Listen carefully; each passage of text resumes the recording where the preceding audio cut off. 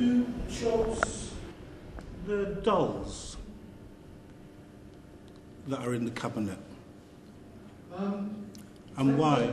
When the dolls were first viewed by everyone here, I think it can be easily said that at least, that there were people here who did not want them to be displayed.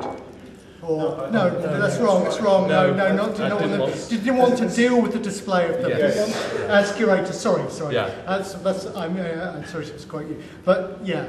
And again, in the wealth as well, those complex narratives about the fact that the models were made commissioned by the family who own the sugar plantations in Brazil.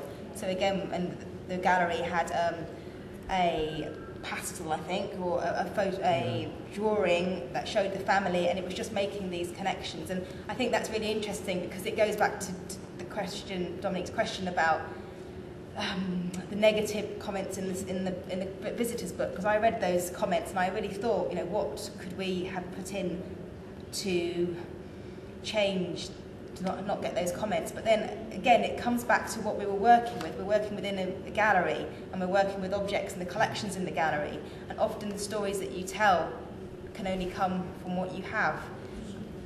So back to the dolls.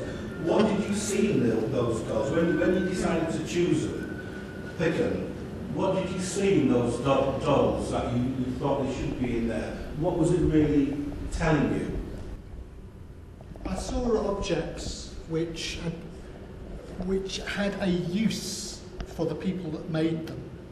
And the use had a very practical, pragmatic use, probably to do partly with, these are models which remind us of our time in Brazil. This family went to and fro between Brazil and Britain. The slaves, the enslaved Africans, had been emancipated by the family, and these dolls were made in the wake of that. So you think in those there, they were people who worked for them? Well, it's documented they were people. Dolls, or you think it was? I think that in the complex position of slavery, a slave society, the black slave servants, especially the house servants, were cheek by jowl with especially the white children, and so you can start. We don't know enough about the story of those slaves or the story of the people to know exactly the relationships. But I wanted to show that kind of cheek by jowl relationship which would lead to that. The thing you had there was minstrels. I talked about minstrelsy, and I make a comment about minstrelsy because in the 1820s and early 1830s,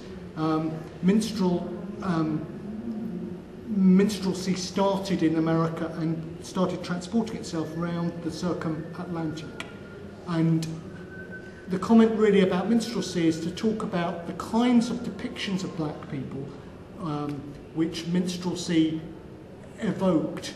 And I felt that these dolls, to an extent, could be seen to be stereotyped in similar ways. So you believe those dolls with a lady carrying some, I don't know, whatever, fruits and things like that, they represent to you as black minstrels? No, I didn't say. No, right, okay. But that was it. That was in the cabinet, minstrel. So that's misleading, isn't it? No, right. The context is the 1820s and 1830s is the beginning of minstrelsy. Beginning of the circum-Atlantic circulation of ideas to do with minstrelsy. Minstrelsy was to do with white people going in blackface up until 1860s. That's partly to do with that actually as well. The minstrels got. You have to look at the B.G. Lawrence book, Lott's book. The minstrels' ideas came out to an extent out of interrelation between Irish working class whites and African Americans. So it's actually to do with the close proximity of those people in places like New York, Boston, etc. It's just something that when you read something and to me they are dolls, they're family dolls, showing what different people. When you say minstrels, we know for a fact, and it's recorded for a fact, that black people never went into blackface until 1865, and white people was doing blackface imitating black entertainers. So the thing is, all I'm saying that in that cabinet, when you put the dolls there and you said they were minstrels. I didn't say they were minstrels.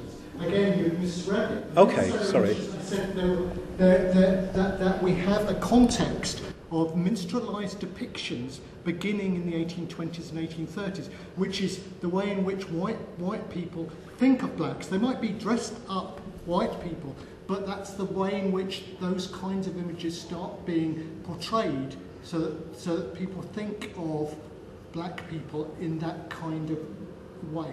So that's all I've done. Can I also put into context this?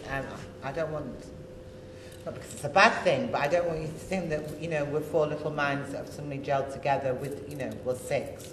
Is the day the dolls appeared, we absolutely did them, right? And Alan said, "Oh yeah, I'll have them," and we were home going, "Yeah, well, it's typical, innit? Typical."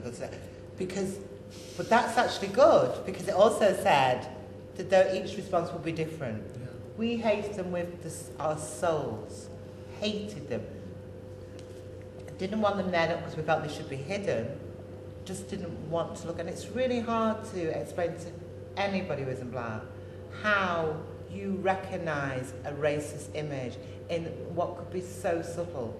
I mean, they're not subtle at all, obviously, but because we brought together as a team to work as creators, we had no right to say to him, "You can't have them," and it meant that the team had fragmented in that sense, and the black had united.